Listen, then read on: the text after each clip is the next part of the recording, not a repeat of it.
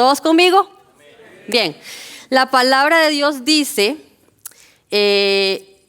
la fe sin obras es muerta. Entonces, cuando nosotros leemos esa frase, cuando tú lo lees en el texto original, usa la palabra fe la traduce como pisitis, que eso significa fidelidad. Entonces, si quieren me ponen la primera diapositiva, bien, para que les quede un poquito más. La fe, ¿verdad? Esta palabra la traduce y es lo mismo que fidelidad. Entonces, obviamente, una persona que tiene fe se mantiene constantemente creyendo en eso, en lo que está creyendo. Es una persona fiel a ese pensamiento o a esa creencia que tienes, la fidelidad. Se mantiene en eso. Entonces, la palabra de Dios lo dice así en Santiago 2:17. Dice, lo mismo pasa con la fidelidad a Dios. De nada nos sirve decir que le somos fieles si no hacemos nada que lo demuestre. Esa clase de fidelidad está muerta. Por supuesto, si yo me caso, por supuesto que mi esposo tiene que mostrarme a mí que él es fiel, porque entonces me va a dar una seguridad a mí, yo voy a estar tranquila. Todos queremos que haya ese sentimiento de fidelidad. Igual yo voy a demostrarle a mi esposo que yo soy fiel, a una amistad también. Soy fiel a tu amistad. Lo mismo sucede en nuestra relación con Dios. Tenemos que hacer cosas que le demuestre a Dios de que nosotros somos fieles a Él. Entonces, cuando hablamos de lo que es finanzas, ¿verdad? A veces tratamos, sí, yo honro a Dios, como yo les decía el mes pasado en un versículo que leíamos, honramos a Dios del labio, pero nuestros corazones están lejos de Él. Entonces, ¿qué hago yo para honrar a Dios desde adentro? Yo no puedo decir que sí cuando Dios conoce los pensamientos y la mente del ser humano. Él sabe lo profundo, la raíz más profunda de su sentimiento, de su pensamiento, Dios la conoce. Entonces no lo vamos a poder engañar a Él. Aunque creamos que engañamos a toda la gente, a todos los líderes, los pastores, todas las personas alrededor, a Dios no lo engañamos. Él conoce lo más interno de nosotros. Entonces, por ejemplo, muchas veces ya lo que es hablando de lo que son las finanzas, queremos decir, yo tengo fe de que yo voy a salir de deudas, yo tengo fe de que eso así, lo digo con mis labios, pero miren, no hago absolutamente nada. No estoy honrando a Dios en nada, porque eso es parte. Dios quiere que tengamos una vida de santidad.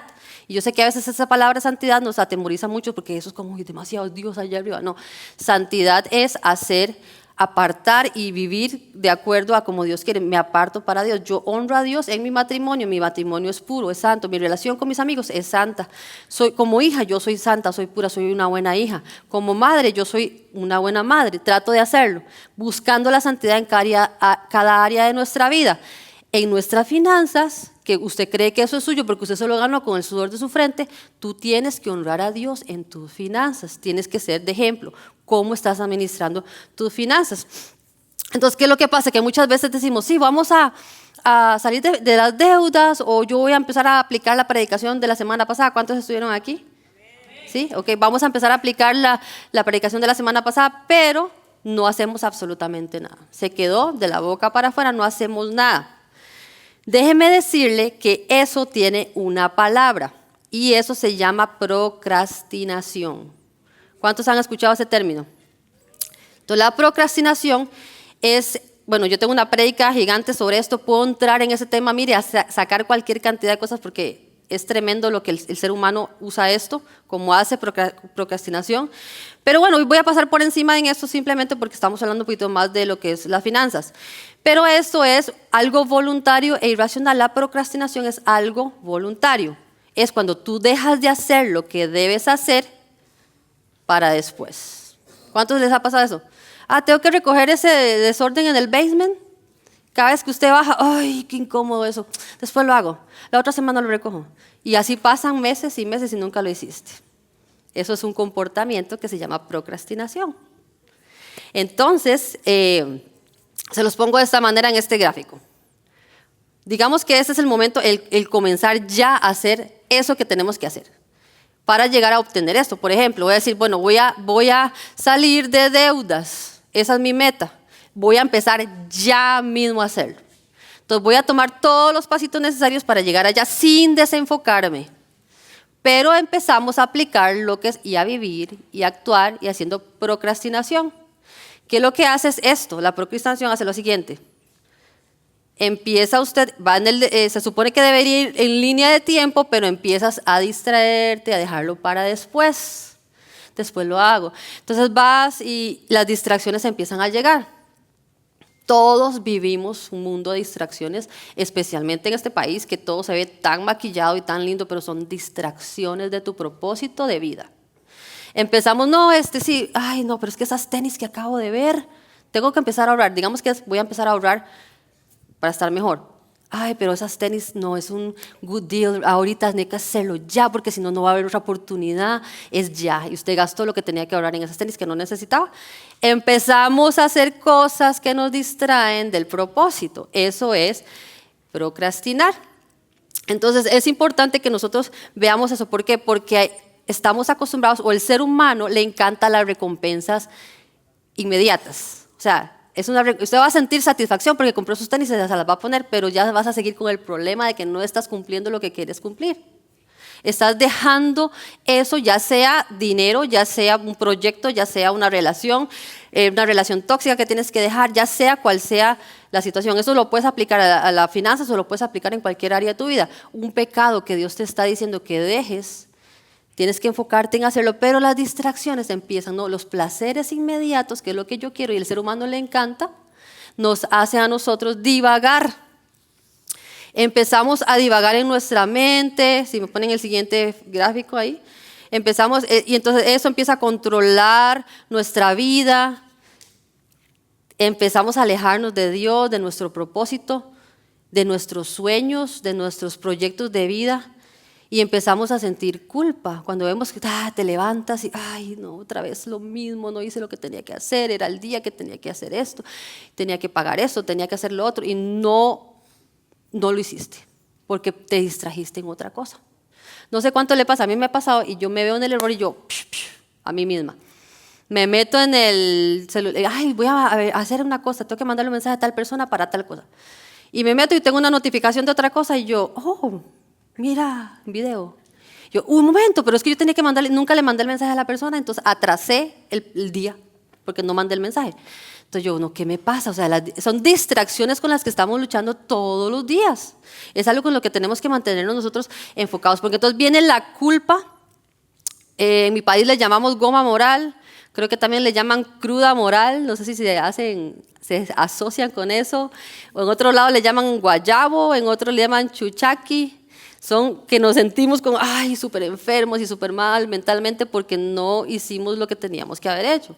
Entonces empezaba el arrepentimiento, ¿por qué lo hice? Mejor no hubiera hecho eso, porque gasté, ahora tengo que ver cómo hago trabajar más. Entonces empieza esa frustración a venir a nosotros.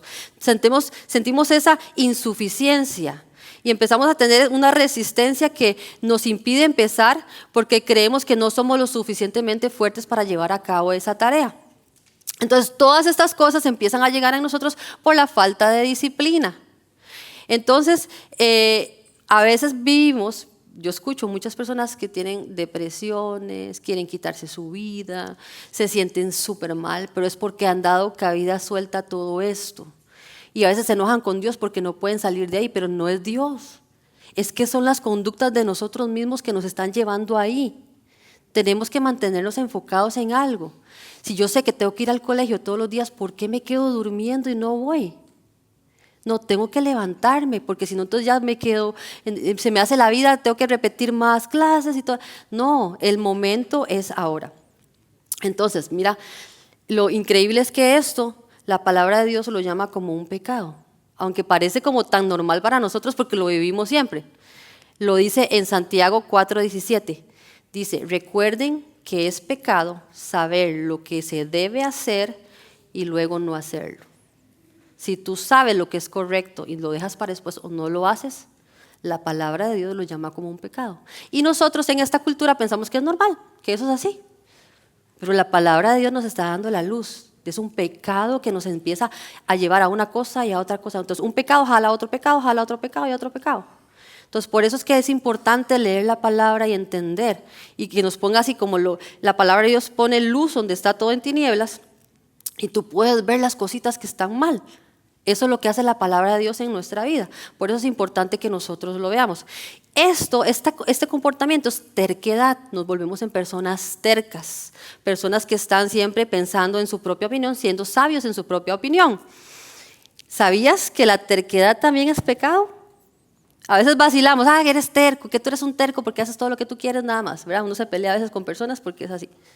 O escucha usted a los abuelitos peleando entre los abuelitos, ¿has visto? Que pelea, es que tu abuelo es un terco, que esto, que el otro. Pero la palabra de Dios también lo llama así, como lo que es la terquedad, es un pecado también. No sé si ustedes recuerdan la historia del rey Saúl, que él, Dios lo llamó, Dios lo ungió a él fue rey, pero cuando él vio que quien él era él ya, como su posición, empezó a hacer cosas que Dios no lo había mandado a hacer. Empezó a levantar ofrendas y holocaustos que le tocaba al sacerdote hacerlo, pero como él era el rey, él creía que él podía hacerlo, pero Dios no lo había mandado a él hacer. Entonces él empezó a hacer las cosas, a ser terco, a creer que solamente él lo podía hacer. Entonces por la actitud de él, por las actitudes que tenía Saúl en ese momento, fue donde Dios decidió quitar la unción de él, quitarle el reino y se lo dio a otro. Ahí es donde viene la parte que viene David y Dios lo llama. Pero estamos hablando de la parte de Saúl donde Dios le quitó a él, por su terquedad, Dios le quitó el reino. Y vea cómo lo dice, ya que yo no estoy inventando nada, la palabra de Dios lo dice así en primera de Samuel 15:23, dice, la rebelión, mire, ponga atención a esto, y los jóvenes también, porque eso es un versículo que vamos a hablar de la terquedad, pero mira, los que andamos rebeldes a veces a nuestros padres o a la misma iglesia, al llamado a Dios, dice, la rebelión es tan pecaminosa como la hechicería, la terquedad tan mala como rendir cultos a dioses, a ídolos. Tenemos que empezar a controlar nuestras acciones, tomar valor y confianza en lo que Dios nos ha dicho a nosotros. Y cuando se trata del asunto del dinero, si no hacemos un cambio ahorita y escuchamos el consejo de Dios, nos vamos a tener que atener a nuestras consecuencias, que es por los mismos actos que nosotros hacemos. Entonces, tú puedes decir, entonces, ¿cuál debe ser mi actitud entonces hacia lo que es las finanzas? Ayúdame. Yo quiero honrar a Dios con mis finanzas. ¿Qué debo de hacer yo cuando se trata de dinero? Y Mateo 6:31 al 33 lo dice maravilloso. Dice, así que no se preocupen por todo eso diciendo, ¿qué comeremos? ¿Qué beberemos? ¿Qué ropa nos pondremos? Esas cosas dominan el pensamiento de los incrédulos, pero su Padre Celestial ya conoce todas sus necesidades. Él conoce tus necesidades. Dice, busquen el reino de Dios por encima de todo lo demás y lleven una vida justa y Él les dará todo lo que necesiten. ¿Tú ves la promesa en ese versículo? La promesa ahí está. Dice que Él te va a dar todo lo que tú necesitas. ¿Cuál es tu trabajo entonces? Buscar el reino de Dios. Por encima de todo, cualquiera que sea tu prioridad, si tu negocio es tu prioridad, tienes que buscar a Dios por encima de eso. Si tu esposo o tu familia es tu prioridad, tienes que buscar a Dios por encima de eso. Lindo, uno quiere las promesas de Dios, quiere vivirlas y recibir de todos esos beneficios, pero también nosotros tenemos que hacer nuestra parte. La promesa está, pero para que tú tomes esa promesa y la vivas, tienes que buscar a Dios por encima de todas las cosas y vivir una vida justa. Es decir, cuando te estamos hablando de las finanzas, no te enojes. Honra a Dios con tus finanzas. Ordena el desorden que tienes en tus finanzas. Por eso es que la iglesia lo trae aquí, porque nosotros queremos darte la luz para que tú vivas esa paz en abundancia y esa vida en abundancia que el Señor quiere darnos a nosotros. Entonces, toma la promesa de Dios. Él sabe qué son las cosas que tú necesitas, pero procura vivir una vida que honra a Dios en tus relaciones, con tu familia, en tu negocio, ser íntegro en tus conversaciones, en tus pensamientos, en lo que ves en el teléfono. En las finanzas también tienes que honrar a Dios, tienes que poner luz en tus finanzas. Entonces nosotros hoy queremos hablarte un poquitito, la experiencia que el pastor y yo tenemos de los años, libros que nos encanta leer sobre esto de finanzas, especialmente a mí me encanta, yo todo se lo leo y se lo cuento a él. Todo lo que son de finanzas, hay un montón de cosas que podemos hacer nosotros. Entonces yo quiero compartir eso con ustedes para que ustedes tengan dirección. Y tal vez les voy a dar muchas cosas, van a decir, esto es una clase de finanzas, pero bueno, en su casa vuelva a tomar otra vez este video que va a estar en YouTube y vuelves y lo puedes apuntar, o si lo quieres apuntar ahora mismo lo haces para que lo vayas aplicando en tu vida. para que tengas un propósito en cuanto también lo que es las finanzas. Entonces, lo puse así en mis notas, mientras no cambies el chip, no cambian los resultados. Un cambio de chip es lo que necesitamos hacer esta mañana para ver resultados diferentes. Entonces, ¿cómo lo hacemos? ¿Cómo lo vamos a hacer? ¿Cómo vamos a ordenar nuestras finanzas? Primero necesitamos un plan. Tú necesitas un plan. Vas a tener que empezar a traer un plan, a ponerse, no sé, con tu familia, vamos a hacer un plan. Con tu esposo vamos a hacer un plan en cuanto a lo que son las finanzas. Y una de esas cosas es lo que es tener un presupuesto. ¿Cuántos saben qué es un presupuesto? Comandos, levánteme la mano. Bueno, casi que todos saben que es un presupuesto, excelente. Nada más entonces esto dice ingreso versus gastos. ¿Cuánto gano y cuánto gasto? Tiene que ser igual para no estar en deudas, ¿verdad? O ganar un poquitito más para poder ahorrar y vivir mejor. Entonces, bueno, un presupuesto y apegarse a ese presupuesto para no salirte del margen, ¿sí?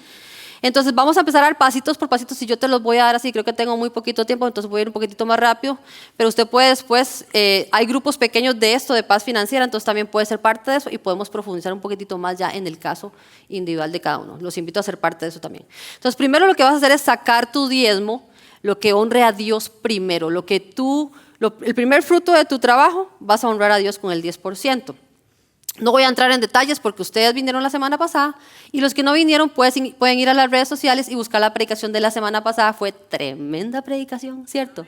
Fue increíble cómo Dios nos habló de ¿verdad? De esta parte del 10% de honrar a Él.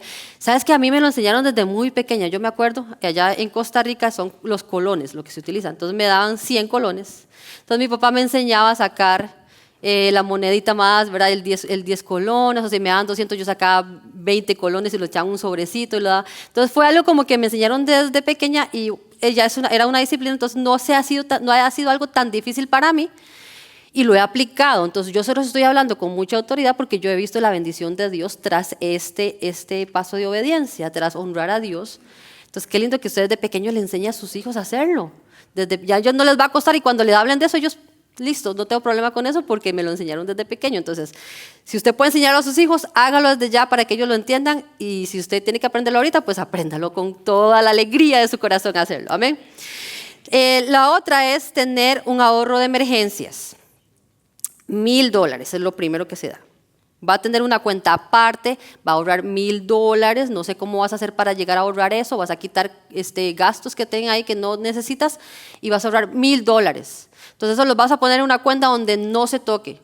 Y vas a sacar la tarjeta de tu teléfono, de tu cartera y lo vas a poner en un lugar, porque en otro lugar donde no lo tengas acceso todos los días, porque eso no se toca, solo se usa en casos de emergencia. Funciona súper bien porque yo creo que el pastor le contó en este mes, una vez que tuvimos un asunto con el carro, pero tranquilo, ahí está ese ahorro, entonces tenemos paz en nuestro corazón con eso. Entonces ahí está, no se toca. 3 es empezar a pagar las deudas. Con todo lo que les he hablado hasta ahorita, ya es momento, podemos aplicar todo eso. Las deudas que tengan, menos la casa. Los que tienen casa, eso después se hace, pero todas las deudas pequeñas, las que están jalándole ahí terrible, que te están ahogando y no te das cuenta, empiezas a pagar la más pequeña y ahí vas poco a poco, pagándolo todo lo que son eso. Y vas a empezar a reducir gastos para poder hacerlo. Entonces, si tú estás acostumbrado a ir todas las semanas a los restaurantes, usted va a decir, bueno, no, voy a ir solamente una semana. Y el resto del mes, como en casa. Se ahorra ese dinero porque tienes que dar tip y tienes que comprar y se antoja del postre y un montón de cosas y te engordas y no. Entonces, no. Entonces, mejor lo hace de esa manera. Igual, si usted va a Starbucks siempre y compra su café, que vale un montón de dinero, no, va a hacer un cafecito en casa y hace una taza y le compra una tacita, entonces ahí usted se ahorra ese dinero porque son un montón de huequitos que tenemos en nuestro bolsillo y se está yendo por ahí y usted no se está dando cuenta. Entonces vamos a coser esos huequitos o se compra un pantalón nuevo mejor. Y entonces lo hacemos de esa manera, empezamos a cancelar las deudas. Si usted tiene mucho problema y la tarjeta es de mucha tentación y es muy linda y le ponen un paisaje, le ponen un montón de cosas cool, pues entonces córtela, tijeras, y así usted está sano, está libre y se siente bien, de hecho, cortarlas. Ok, antes de seguir quiero poner esta frase: la paz financiera es para el que la quiere y tenga las agallas para alcanzarlo. Porque yo sé que estoy hablando muchas cosas y, ay Dios, bueno, Ten agallas, sal de tu zona de confort y empecemos a procesar y a trabajar en lo que Dios quiere. Ok, pasamos al siguiente pasito, que es engordar. Ahora sí, el ahorro de emergencia de 1,000, ya después de que pagamos las deudas, ya no tenemos que pagar deudas, tenemos un dinerito ahí extra. Vamos a engordar al chanchito, el ahorro de emergencia de 1,000. Entonces, vas a tener que tener de 3 a 6 meses de gastos en ahorros. Si yo gasto, digamos, son $2,000 cada mes que te pagar la luz, el agua, eso es ilógico, ¿verdad? Pero para que sean números bajitos, la luz, el agua, la casa, la comida, todo, son $2,000 mensuales, entonces yo voy a tener 3 meses, entonces ¿cuánto sería? 2, 4, 6, $6,000 los primeros 3 meses, y entonces después ahorra 6 meses. ¿Por qué? Porque si se queda sin trabajo o pasa una catástrofe o alguna cosa, usted está en paz, usted se puede quedar y no va a entrar en pánico y sufriendo y que Dios me abandonó y todo, no, usted está tranquilo, sabiendo que Dios te va a abrir puertas para un nuevo trabajo, pero tienes un ahorro para poder vivir y no vas a estar corriendo y angustiado y en desesperación. Entonces vas a hacer eso, vas a empezar a ahorrar. Ese dinero no se toca tampoco, ese está solo para emergencias de verdad. Entonces, si yo tuve el asunto con el carro, que le pasó una situación, entonces tuve que llevarlo al mecánico y me cobró tanto, yo saqué el fondo de emergencia, pagué eso de un solo. Ahora sí, tengo que reponer ese dinero, no es que ya quedó así, no. Yo lo que gasté del carro voy a reponerlo para tener la misma cantidad siempre en el ahorro de emergencia, ¿ok? Tienes siempre que reponerlo. Ok, voy a hablar de otra parte que es invertir en jubilación, es otro pasito. Yo cuando menciono esto, de hecho se menciona mucho también en las consejerías prematrimoniales, hay gente que no sabe ni qué es y hay gente que ni piensa en la vejez. Por la situación, porque somos inmigrantes y estamos en este lugar y tal vez yo no esté aquí. O sea, hay un montón de dudas y incertidumbres, pero yo quiero decirle que Dios te trajo a este lugar con un propósito. Tienes que tener paz en tu mente y en tu corazón. ¿Ok? Lo puse de esta manera. El inmigrante pierde de su vista su futuro por satisfacer y completar lo que produjo su sufrimiento del pasado. Entonces empezamos a vivir gastando aquí en el presente, porque como yo nunca tuve, cuando era joven, cuando era niño, entonces yo tengo que tener ahora que tengo la oportunidad de tener. Y gastamos en el presente, en mi situación, en mi vacío, y no estoy pensando en un futuro. Que Dios tiene un futuro de bien y no de mal, dice la palabra de Dios. Un futuro bueno para usted y para mí, pero entonces por eso es importante que nosotros veamos eso.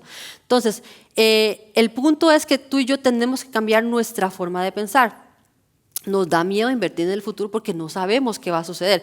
Pero si tú tienes paz y sabes que el Señor es tu proveedor, que el Señor está contigo, que Él dice que Él está a cargo de todo lo que tú necesitas, usted va a tener paz para invertir en esta parte. Entonces no vas a cambiar tu mente y te vas a poner en ti una mente de colonizador. ¿Ves lo que estoy pidiendo? Vamos a cambiar nuestra forma de pensar. ¿Y qué es un colonizador? Es alguien que toma posesión de la tierra. Si Dios te trajo aquí es porque quiere que tú tomes posesión de la tierra. ¿Qué es lo que pasa? Que es un problema que vemos constantemente nosotros. Empezamos simplemente a trabajar. Perdemos nuestro propósito aquí, trabajamos y empezamos a enviar. Allá a nuestra tierra, enviamos. Era como si Dios hubiera llamado a Josué y a Moisés a la nueva tierra prometida y ellos estaban trabajando y enviando a Egipto. O sea, no hace sentido, ¿verdad? Enviando a su tierra de esclavitud. Cuando Dios los trajo a una tierra prometida, a una tierra que fluye leche y miel para ti. Entonces nuestra mente tiene que cambiar. Yo sé que les estoy hablando porque muchos de nosotros lo hacemos, sí, ayudamos a nuestras familias y todo el asunto, pero no vivir solamente de eso. Dios tiene algo para ti aquí. Quiere que te siembres y tomes posesión de esta tierra a la que Dios te dio. No tienes que tener temor de eso. Entonces es importante cambiar porque el pueblo de Israel también tuvo que salir de Egipto y en el proceso cambiar su mente de esclavo, porque ellos se pensaban que ellos eran esclavos y vivían como esclavos, comían como esclavos, se vestían como esclavos, todo era como esclavos. Y y cuando ya dejó de caer maná del cielo, les tocó a ellos trabajar la tierra. Ahora sí conquisten, trabajen la tierra. Ya era diferente el trato, ya no era caída del cielo el pancito cuando necesitaban, no, ahora tienen que trabajar la tierra porque era la tierra que Dios les había prometido. Tomaron posesión, entonces cambiaron su mentalidad de esclavitud a una tierra, a personas conquistadoras, colonizadores. Su manera, o sea, yo te digo, el chip tienes que cambiarlo. Dice, el inmigrante, lo puse en mis notas, conquistador, viene para quedarse, sembrar, echar raíces y generar relaciones duraderas. No viene para, a ver qué pasa. No, tú vienes a hacer que las cosas sucedan. Dios te trajo para que tú hagas que las cosas sucedan. Si tienes que cambiar la manera de vivir en miseria como te enseñaron en el pasado, no, Dios quiere que tú cambies, Él quiere bendecirte. Pero mira, tenemos que tomar un montón de pasos, honrar a Dios con todo lo que nosotros somos. La parte de disciplinarnos, de no divagar ahí y de distraernos procrastinando, no, también tenemos que hacer mucho trabajo nosotros. No estamos aquí simplemente sentados ahí a esperar, no. Dios nos está llamando a nosotros a movernos, salir de nuestra zona de confort, cambiar nuestra forma de pensar. Entonces, bien, ¿cómo? Entonces estamos hablando de jubilación, de tu vejez, de tu futuro. ¿Cómo llego ahí? Bueno, como te digo, hay clases de paz financiera donde se habla de lo que es el Roth IRA, hay otras cuentas de inversión, de jubilación que puedes hacer, que nosotros te podemos dar los contactos y todo el asunto para que tú puedas en tu vejez tener. Sí, sea cual sea tu estatus migratorio, tú puedes hacerlo también. Eso es una mentira, que tengo miedo porque si no, no. Sea cual sea el estatus tuyo, tú puedes hacerlo también. Yo se lo estoy diciendo para que usted sea libre de esa mentira del enemigo que nos quiere cohibir y tener. No, tome la tierra con autoridad como Dios nos lo está diciendo. Bien, después otro de los pasitos es invertir en el fondo universitario de tus hijos, ya es como ya cuando vamos más avanzados, si tú quieres ayudar a tus hijos en lo que es el estudio, ya sea que un porcentaje que tú les quieras ayudar en la educación o después ese dinero, ya sea que él quiera estudiar o se ponga un negocio, ya eso verá. También es otra forma, eso se habla mucho en este grupo pequeño.